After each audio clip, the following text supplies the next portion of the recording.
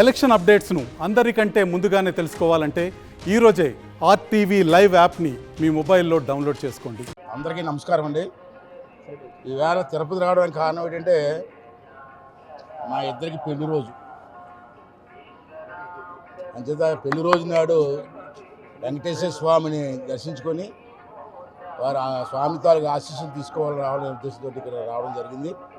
రెండవది ఏంటంటే రేపు 4వ తారీఖు చంద్రబాబు నాయుడు గారు ముఖ్యమంత్రి అవుతున్నారు.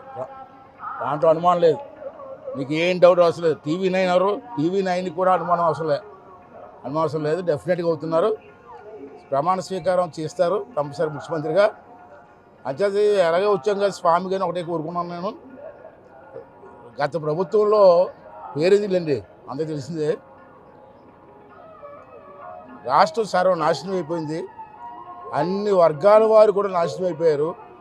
రాష్ట్రం అభివృద్ధి అంతా కుంటుపడిపోయింది.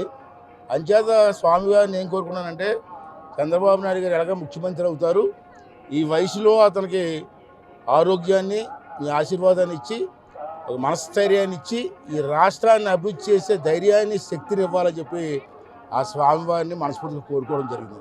మరిన్ని వీడియోస్ కోసం ఛానల్ ని సబ్స్క్రైబ్ చేయండి. లేటెస్ట్ అప్డేట్స్ కోసం వాట్సాప్ ఛానల్ ని ఫాలో చేయండి. అండ్ లింక్ డిస్క్రిప్షన్ లో ఉంది.